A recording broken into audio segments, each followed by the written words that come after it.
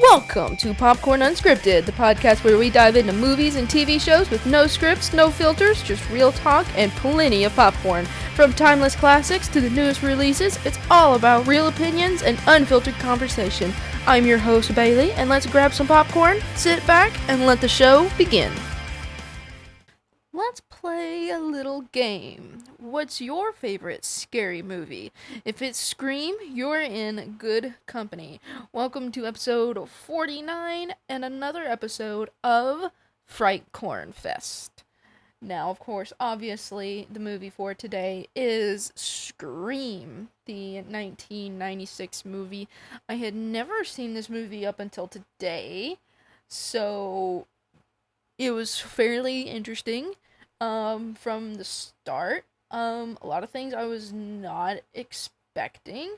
Of course, I already knew who the killer was going into this, because as I mentioned, this movie came out in 96, so it's been out for a hot minute, and I've seen bits and pieces of it, because I do follow Matthew Lillard, so, there's that as well. But overall, I thought it was really, really good. Of course, this is a movie directed by Wes Craven, who also did Nightmare on Elm Street as well. So this was very much similar vibes to Nightmare on Elm Street, if I'm going to be completely honest. But I also find it funny that this movie references Halloween, it references Friday the 13th, and it references Nightmare on Elm Street. It references all three big slasher names, and I absolutely like it. So essentially, this movie is kind of like a big, I would say, like, I'm not really sure how you would label it, if I'm going to be completely honest, but this movie definitely leans more towards, like, what happens when teenagers watch a bunch of horror movies and what it can do to your psyche, I guess. Because Billy and Stu were obviously psychos. Billy more so than Stu, I think, even though Stu is pretty psychotic, but then again, Stu was peer pressured into doing this killing and things, so there's that as well. But we're gonna break down the rules, the killers, iconic moments. So let's just get right into it. So few horror intros are as legendary as Drew Barrymore's final phone call. And Drew Barrymore was the woman that ended up playing Casey at the very beginning of the movie.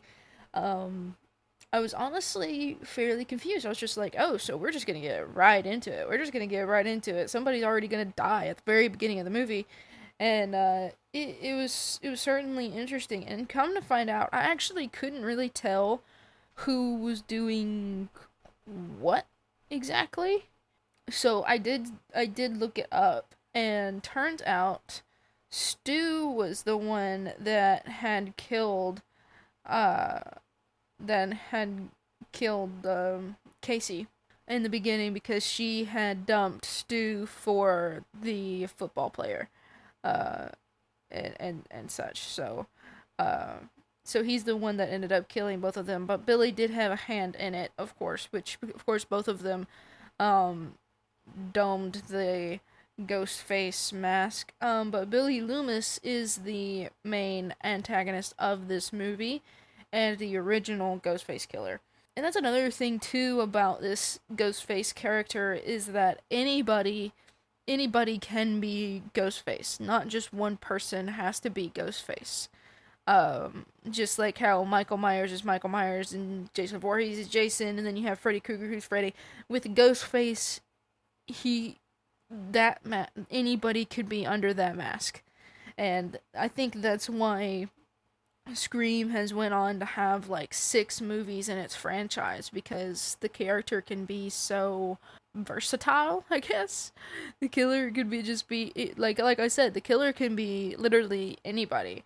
And if you also watch this movie, there's a lot of red herrings. Like, some point fingers at the principal for being the killer.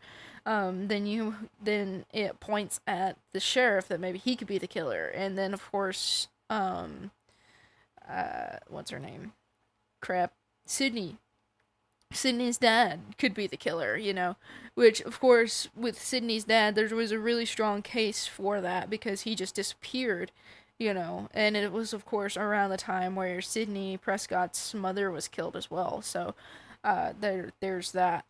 But the opening certainly works because it shows you who this Ghostface character is, and it shows you what these two guys are absolutely capable of, and how terrifying it is for these girls that and guys that are just just taken from us. It's nuts, really.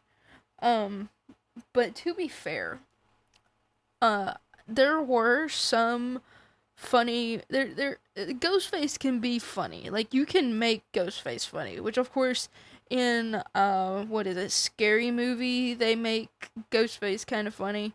Ghostface, of course, Ghostface is a normal human being. He is not a supernatural being or anything like that. Anybody can wear the mask, as I had mentioned. But I love the funny moments, especially in the garage, where Stu had supposedly killed his girlfriend in the garage. I had to look up that kill too because I didn't know who it was that had killed her. Tatum, that's her name. And how they were going about that and going back and forth. He do a flip, and he flips. It's like, Ghostface can be funny. Like, and I think with what's going on, you kind of have to laugh a little bit. Especially with these two guys being absolutely ridiculous with how they're going about trying to kill somebody. Like, just going knife first. And I'm just like, bruh. Like, at least have a plan or something, dude. But yeah, as I was mentioning, the opening works really well. It has a shock factor. You're not really sure who these characters are, but you don't really have to know who they are to know that they're about to die, and you're being introduced to the killer, like, right off the bat. You're being introduced to what he does, all of the things. And it works really well. Really, really well. And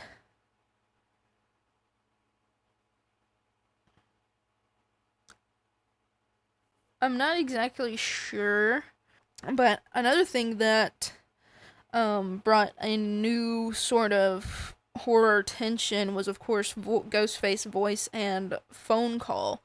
That is what Ghostface is known for. Like, you get a phone call first, and then you have this, like, deep voice going through a voice changer. It's just kind of horrifying. It's like, at first you're just like, okay, I'll humor you and and play a game and stuff. I'm like, I probably, like, if I was in Drew Barrymore's position, I would have humored the guy. I would have humored him a little bit, I think. I don't know. I don't think I would have been so scared. I would have been like, alright. But as time were to go on, if it was my boyfriend in my backyard, like, bleeding and, guts spilled out, I would be afraid too. I would be scared too. But I digress.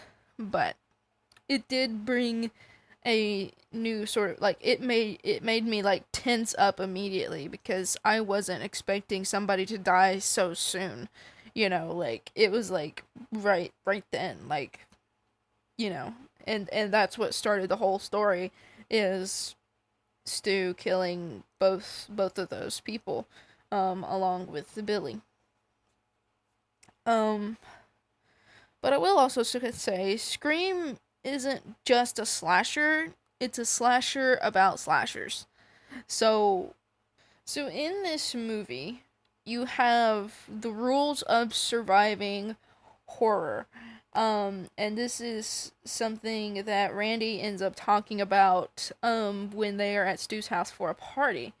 And those are: you never have sex, never drink or do drugs, and never say "I'll be right back." Um, and that actually pretty much sums up every horror movie before 1996 ever, like Halloween and Friday the 13th and Nightmare on Elm Street. Um, More so, I would say Halloween, because they were watching Halloween at the time when he was explaining these rules.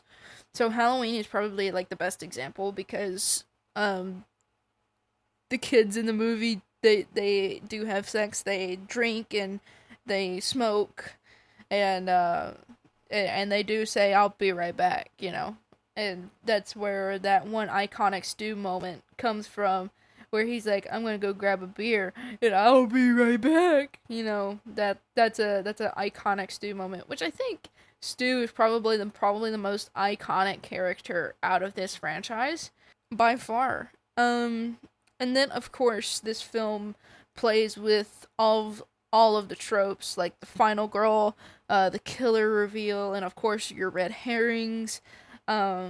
This movie kind of just plays with it all, and and of course it uses those three iconic movies as its, like, its setup and its base, because those three movies are referenced throughout this entire one movie, and it's really, really, really cool.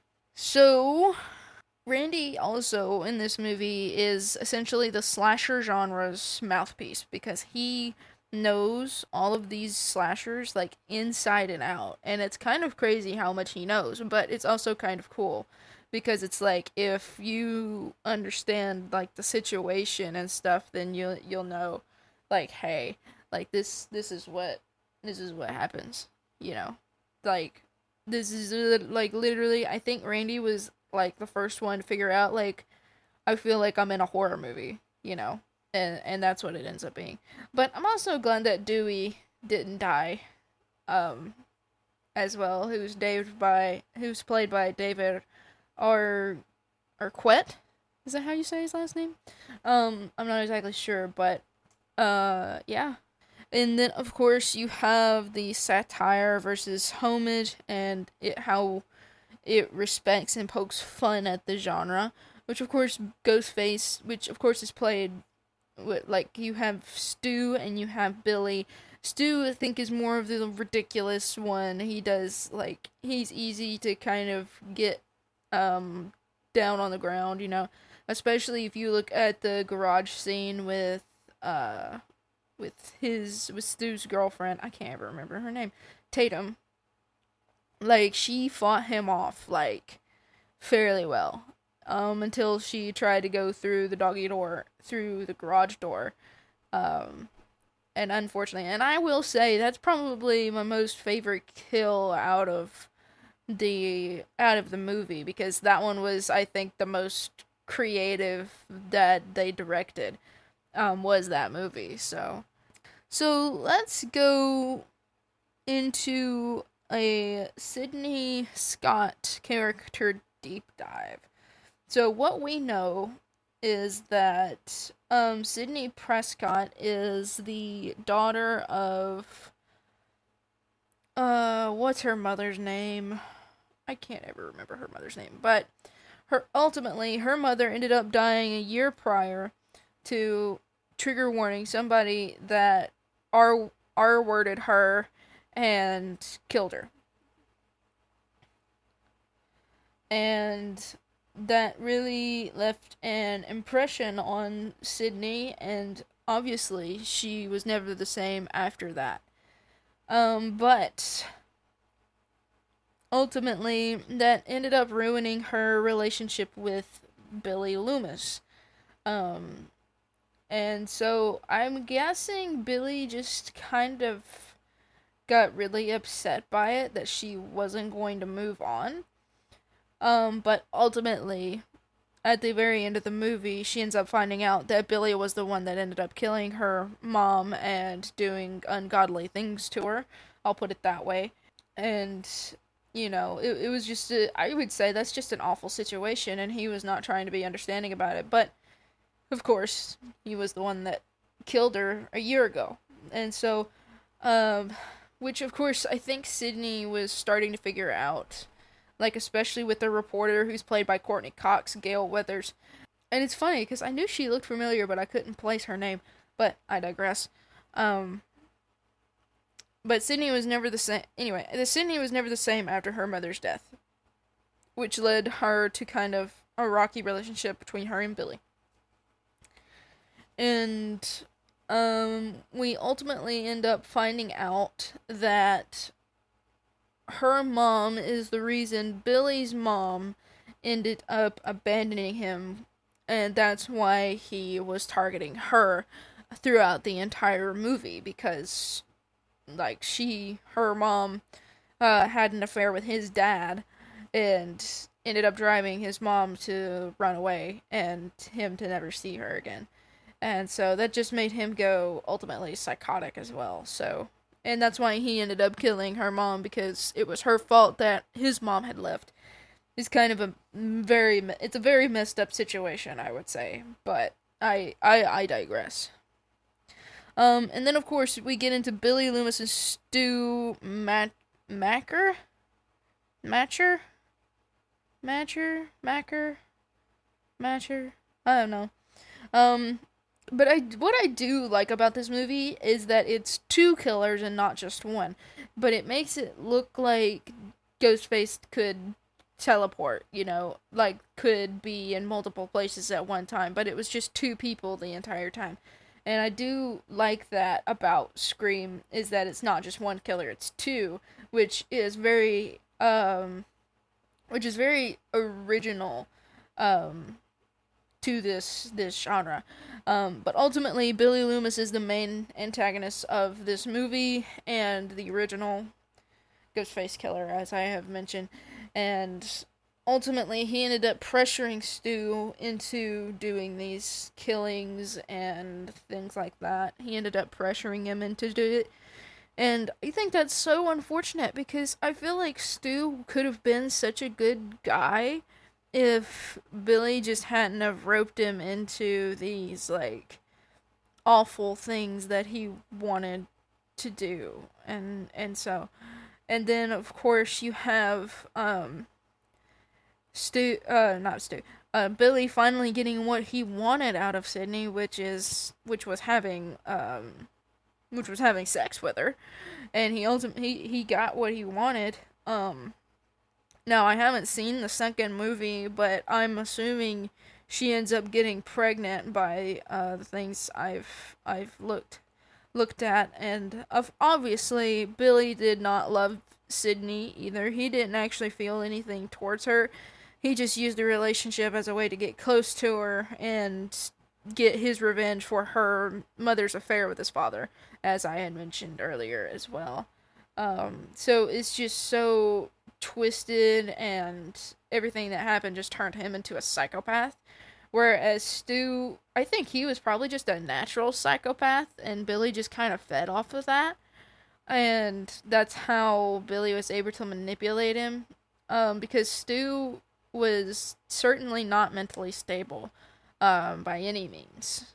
And then, of course, you have at the end of the movie where they ended up stabbing each other so they could frame her dad for being Ghostface and such, and then they could continue on what they want.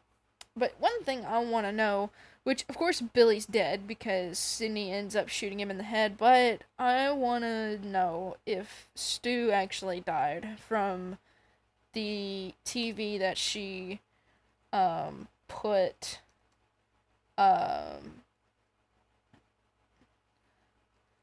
on top of him.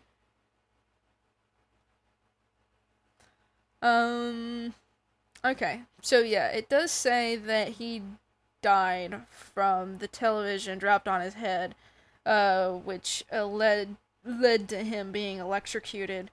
Which, of course, some fans speculate that he could return.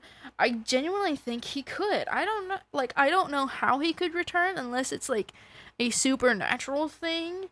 I've heard some things that I heard some things that Stu's probably gonna return in Scream 7. Cause Scream 6 is the most recent, right? But yeah, and it's also confirmed by the creator, the Scream screenwriter Kevin Williamson, that Stu in fact died. But while fan theories have circulated about Stu's survival and potential return to the franchise, these are not considered canon to the film series. And also, that was just kind of like a nail on the head because Stu had been stabbed several times by Billy beforehand, so he was already bleeding really bad. And so that that was kind of nail on the head. But both guys were definitely not mentally stable to put it that way. And then of course you have the reporter, Gail Weathers. Now, I didn't really like her character at first because I did find her to be a bit pushy, but of course if you're a reporter, you kind of have to be pushy for that. You kind of have to be pushy for a reporter to get what you want, to get the story that you want and such. So, yeah, I did like how her character evolved, though. And she actually started to take in account, like, hey, maybe, maybe I shouldn't be, like, really going at her, going at Sidney, because she was actually the reporter that reported on her mother's death, and she had wrote a book about it, and that's where the tension between Sidney and Gail kind of came in, is because she was the one that reported on her mother's death and stuff, and apparently, according to Sidney, she was getting a bunch of facts wrong, but Gail, on the other hand, thinks the guy that they are putting on death row for her mother's death, is not the actual killer, which we come to find out that he, of course, is not the killer, for his mother, and that he was framed, and so, we actually don't know if that was ever resolved. I'm sure it was. But I wouldn't know. I don't know if that would be in the second movie or not, where we come to find that out, but I would definitely want to find that out. If that ever came to light, or if that ever got resolved, for sure. And then of course you have Dewey, who is really the comic relief, who turned into a really, really good hero at the end there. Dewey is just like your dopey cop, and I love it. I think Dewey's probably my favorite character from this movie. Aside from Stu. I do like Stu, but then again, I like Matthew Lillard a lot. But I digress. But yeah, Dewey was a really good character. I love how he takes care of not just his sister, but Sidney too. But I think he sees Sidney as a second sister, and stuff. So I absolutely enjoyed watching his character throughout this movie, and I'm glad he didn't die. I'm so glad he didn't die. I thought he was dead. I thought he was gone.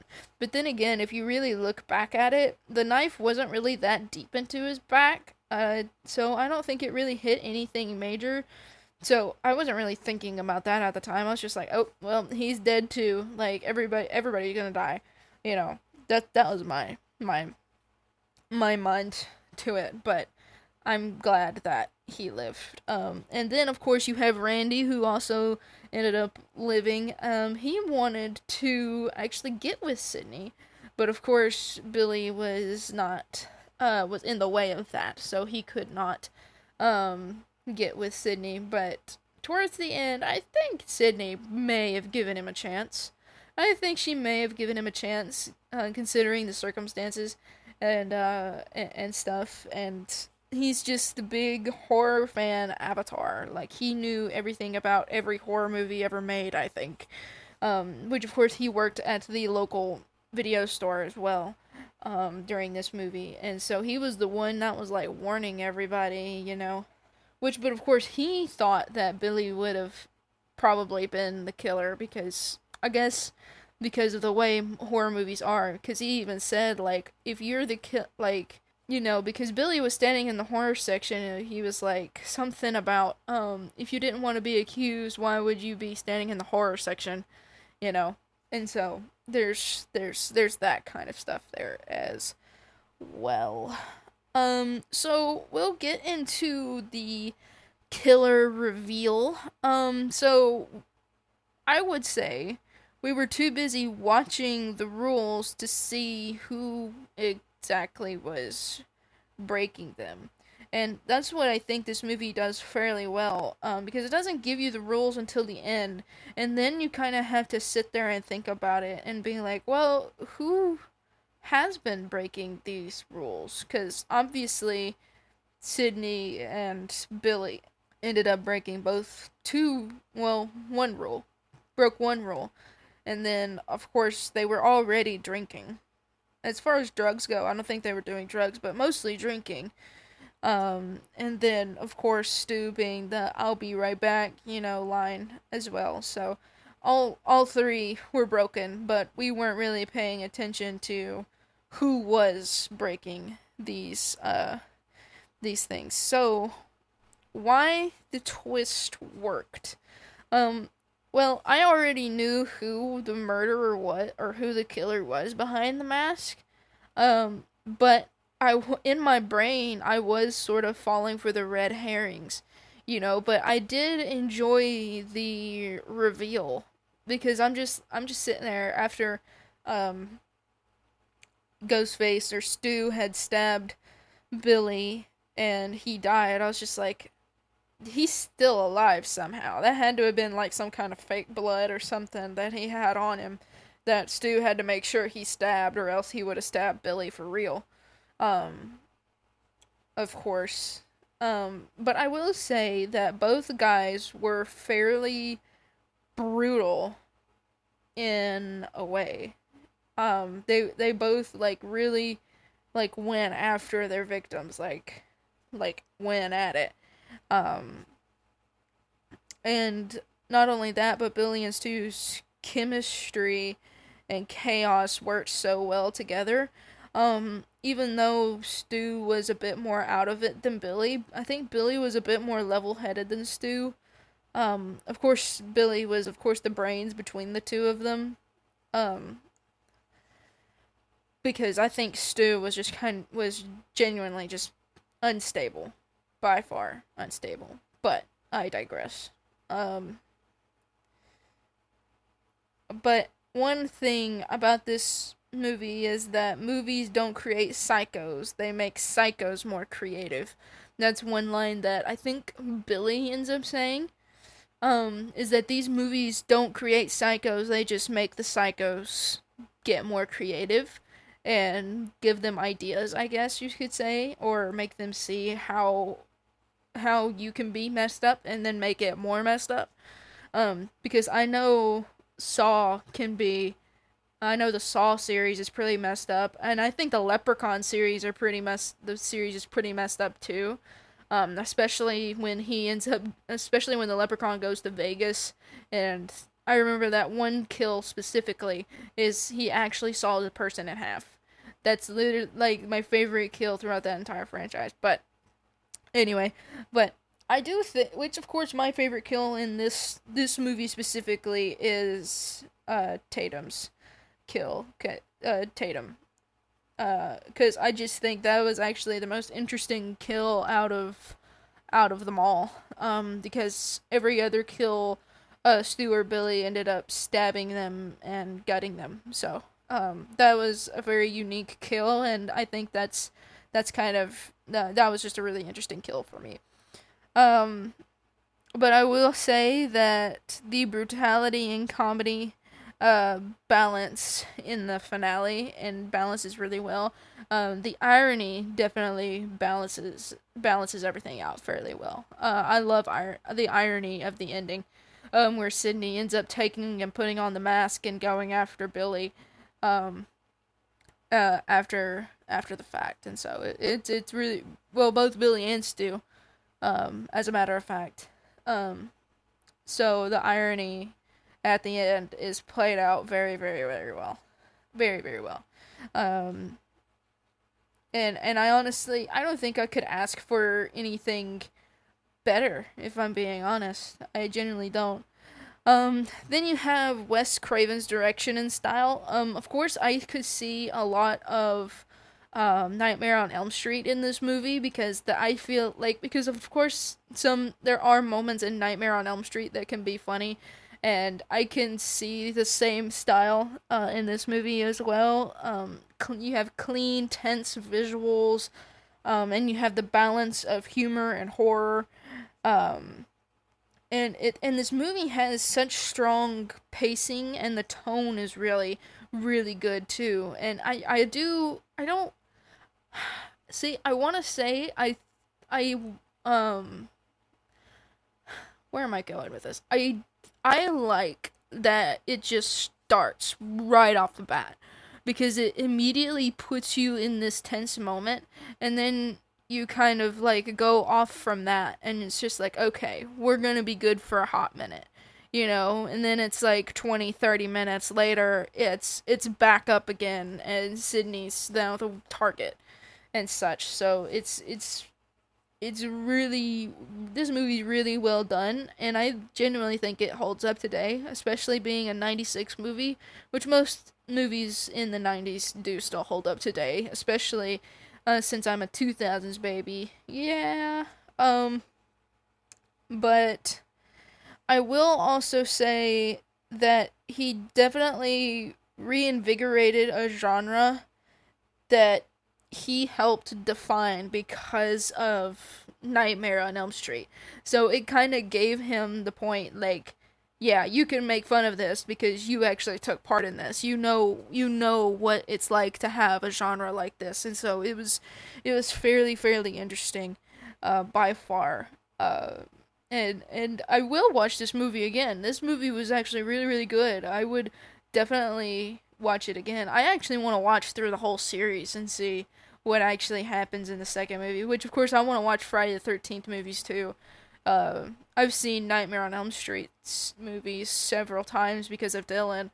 Halloween, I have to watch through all of them too. I don't have them all, but I do have a Halloween film collection as well. But I digress. But Scream didn't just revive the slasher, it rewrote the rules. It said the rules, but it also rewrote the rules. Like, the main girl doesn't have to be this scaredy cat with, big boobs and, things like that, because that's the way it was in the 80s. That's what worked, and so that's what they went with, and that's what they did. And so this movie was the birth of an amazing franchise that has gone on for 6 movies now. And I would say it had an impact on late 90s horror, example being like I Know What You Did Last Summer, and things of that nature. But not only that, but it does have a continued relevance in horror today because as I mentioned, you have Scream 6 and then apparently a TV series from what I'm seeing here. But I will say it's such an amazing movie, and it was an amazing start to a franchise and a story that still goes on to this day. And I really do wonder if they do bring back Stu, how they would do it, because I think he could have lived. I think he possibly could have lived, even though he was stabbed and also electrocuted. But I digress. So, final verdict. Scream for sure still works. Ghostface is a versatile killer. Because, as I've said previously, this killer can be anybody, and the story could really go anywhere because anybody could put on this mask and be Ghostface. Anybody could put on the mask and be Ghostface. And that's just genuinely what I think anyway. So just a few questions for my audience, my lovely audience. Got 3 more questions for you guys. So, did you guess the killer for the first time? Or no, did you guess the killer the first time you watched this movie? And if you did, let me know how you did so or how you figured it out, because I'm genuinely curious. And also, what's your favorite Scream moment or line? And where does Sidney rank on your final girls list? Let me know down below, and yeah. That's a wrap on today's episode of Popcorn Unscripted. Don't forget to rate, review, and subscribe wherever you get your podcast. New episodes drop every Monday and Friday, so be sure to tune in. Until next time, keep your popcorn close and your movie critiques closer. Thanks for listening to Popcorn Unscripted.